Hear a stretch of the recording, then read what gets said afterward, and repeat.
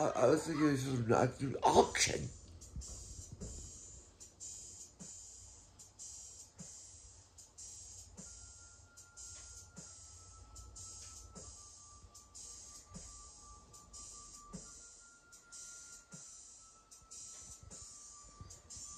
Gave you my love, you gave me nothing. Said what I gave wasn't enough. You had me feeling I was foolish forever, thinking this could be the one. I wasn't even in the running. Already had your mind made up. You left me searching for a reason. Why'd you leave? Left me in the depths. You're saying that you need me, babe. Right now, right now. And now you're saying that you need me, babe. Right now, right now. And now you're saying that you love me, baby. Right now, right now. And now you're saying that you need me, saying that you need me, saying that you need me. Right now. Gave you my love, thought I could trust you. You let me down at every turn. You had me hanging on a dream you never believed. You gave me a word. Only on the other side now. And love it so fast. And I've forgotten every line. Now you're saying that you need me, babe. Right now, right now. And now you're saying that you need me, babe. Right now, right now. And now you're saying that you love me, baby. Right now, right now. And now you're saying that you need me, saying that you need me, saying that you need me. Right now. Saying that you need me. Saying that you love me, baby. Can't read to your ear. Whispers sounded so clear.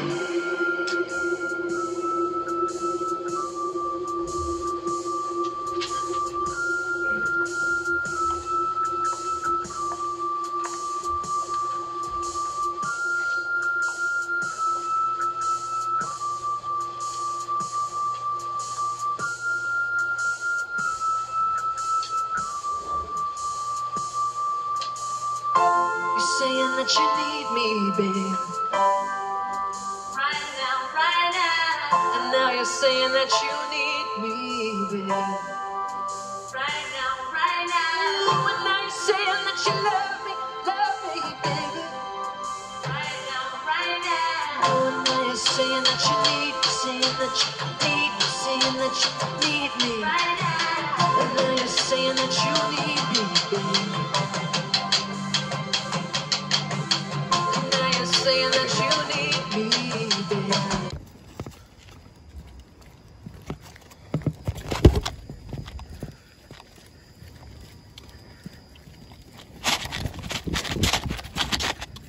Better hurry. It's midnight, dude.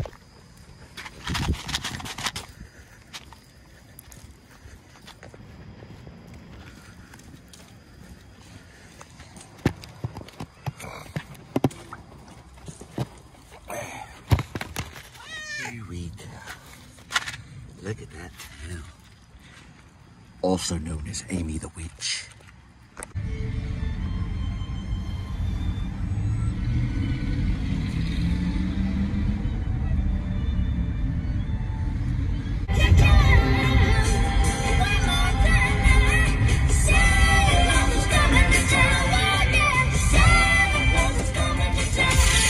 Okay, you big decorated rat. All right. It is 59 degrees Fahrenheit. We're at 7,247 miles on the odometer. It's a Sunday, December 8th. December 8th, 2024. So if anything's due on the 8th, now's the time to get it in there. Double check your calendars. Everybody good? Yeah, so a band that I heard about a while back and just never really paid much attention to, a band called Haim? I don't know, really, to be honest, but it means life. I thought it meant house. So, but it's Hebrew for life, supposedly. That's what they said. But I know for sure Haim, which is H-I-E-I-M, which is a barbecue joint around here. So I looked that up. It was Yiddish for house, or Yiddish, and also German for something else. But Haim, or however you say their name, Alana was in Licorice Pizza. P.T. Anderson was the director, and Bradley Cooper worked with them. I think he worked directly with her, and with Cooper Hoffman, the son of Philip Seymour Hoffman, who is dangerously good as an actor. But anyway, Haim, whatever they're called,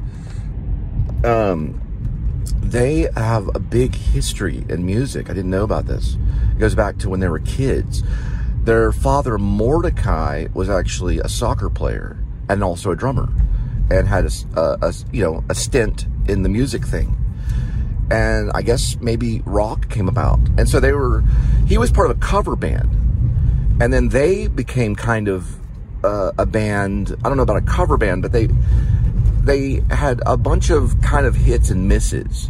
They did perform with Bonnie Raitt, who's pretty much like country. And they also performed, which they have kind of a country flair. A little Fleetwood Mac in them a little bit. Not completely, but a little bit. The rhythm is awesome. So they're kind of based, I would say, in rhythm. A lot of drumming.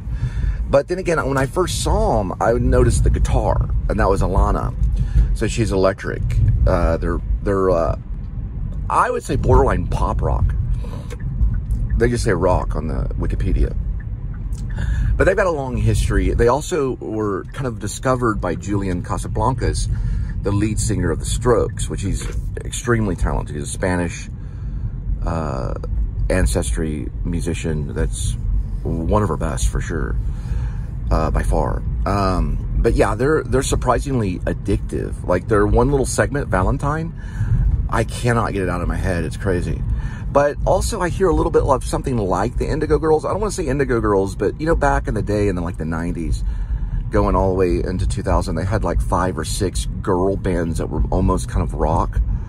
Then there's bands like Joan Jett, you know, of course, and then the other rock band, Concrete Blonde. I'm not going to say that Concrete Blonde with them, but Hole too, maybe. But they're more kind of commercial rock. I'm just going to have to say it. You know, they're just playing. I think they're just playing songs that are catchy, and maybe they're influenced by an older crowd. I would say bands like Fleetwood Mac, or I'd say maybe Indigo Girls, and then bands that are based kind of in rhythm. I also hear sometimes the singer sounds like Michael Jackson. Okay, enough of that. What is rhythm? Rhythm is like lamp. Oh, I love lamp. Shazam.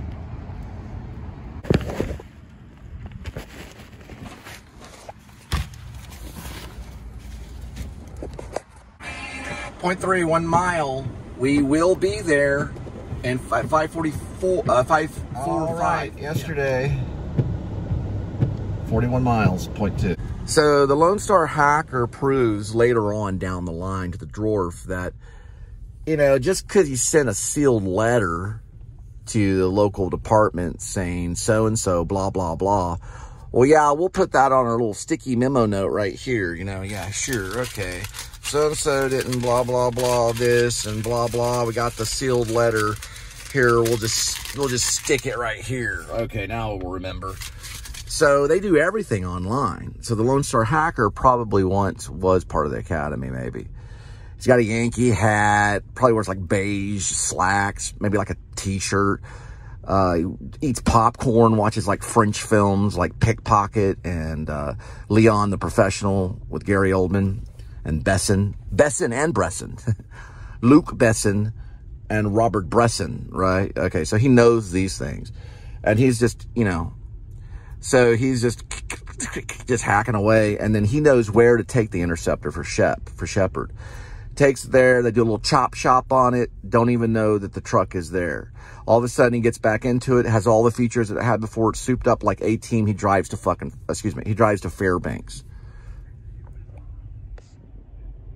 He's got a friend that looks like that.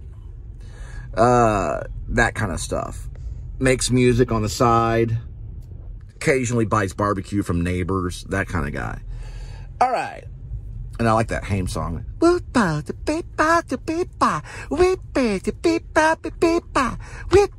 got a friend named Murdoch that drives a helicopter. So the dwarf goes, look, I know it's Shepherd. No, the guy's name's Archie Rector. But I've got proof. Look. They give him the paperwork. It's like, you want us to file this in our file cabinet? That's going to be a line. Well, we'll just put that in our file cabinet. We'll be sure to deal with it. That's because he's got guys that can break into the Pentagon like Mark Zuckerberg. Which Mark doesn't do that. Only for fun, to leave messages. But, you know, he does it to play Atari. Because they have a really good Atari soft app on the Pentagon thing where they don't share with anybody. Because those guys like to play Atari. You know, remember that Atari game, the little joystick? You could play the little tanks and stuff. I mean, these guys, a lot of them live in their mom's basement and watch Die Hard, you know, all the time. Hey, they got a really good one-man Die Hard show coming through at AT&T Center. It's a guy that's reproducing Die Hard. It's called Yippee-Ki-Yay. It's for real. Supposedly it's getting a lot of attention. I have no idea where I'm going.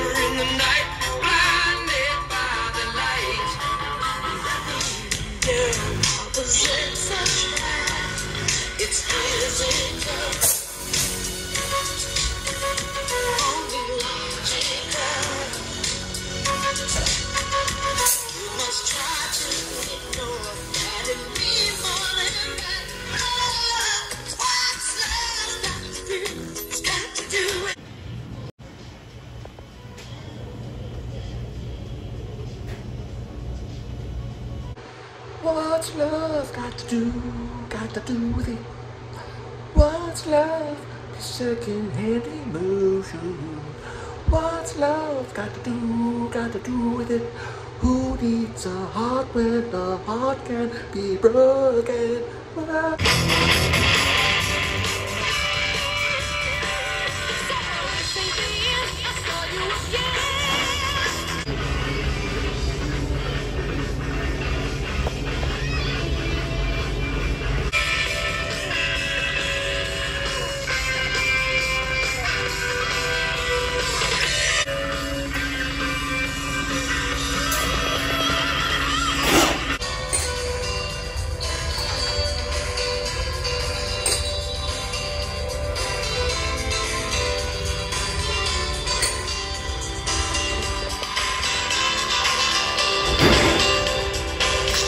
right, note on next sequence. So remember, it's a beige hat. It kind of a barge hat. It's a beige hat that he puts on him. It's ball cap. All right. So Jed and Droopy training in the igloo. So they get into an igloo on the ice of a lake, and he cuts a hole. Jed cuts a hole in the ice with a little drill thing. They begin fishing, and they're talking. It's like, you're doing pretty good, blah, blah, blah. Basically today, we're just basically learning ice fishing, which he's totally lying to him. So he's talking to him, blah, blah. Cuts a bigger hole in there, crushes it in, enough to probably jump in. And he says, eventually, I'm going to have to train you to breathe under the ice. He's like, and Droopy's like, what? He's like, so what you do is, here, wear this. And he gives him this little tracker thing. Goes around his neck. That's the one I'm going to be able to find you when you're swimming under the ice. He's like, I'm not going to be swimming under the ice. He's like, yeah, you will. Be sure to wear that. What you want to do is you want to push up on the ice when you swim up. Then you can breathe an air bubble. As long as you push and press up on the ice and put your lips up to the ice, literally touching the ice, you will be able to breathe if you don't panic. That's how you'll take your breath until I cut you out of the ice. It's like, how are you going to get me to do that? Well, just hang on for a minute. So he leaves the igloo. And Droopy's like sitting there on the little, you know, they got those little pop-out bench things that you have in camping or whatever. And he's sitting on that. And all of a sudden, the circus bear comes into the igloo. He's like, the bear's like, roar! It's like, oh, crap. So he jumps into the center of where the water is, and he's swimming around. The bear's sitting there swatting at him and stuff.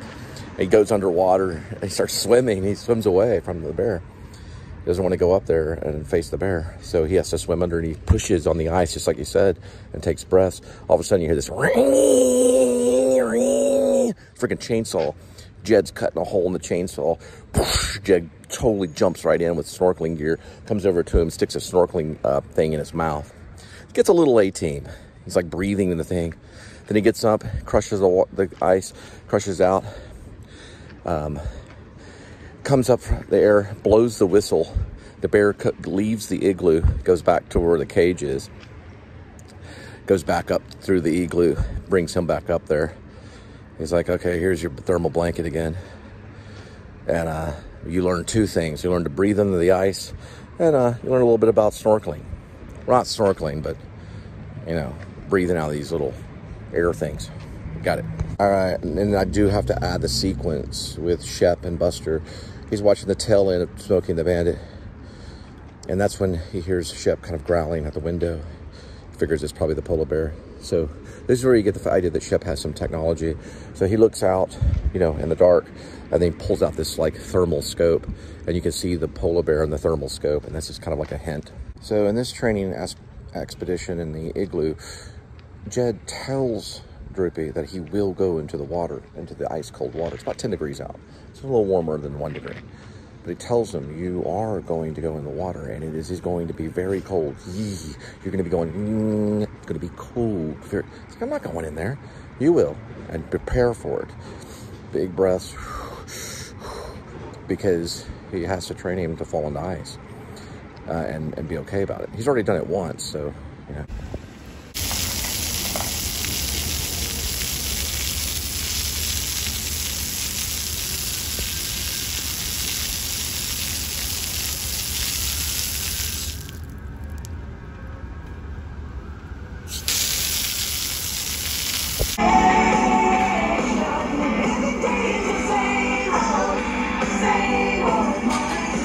So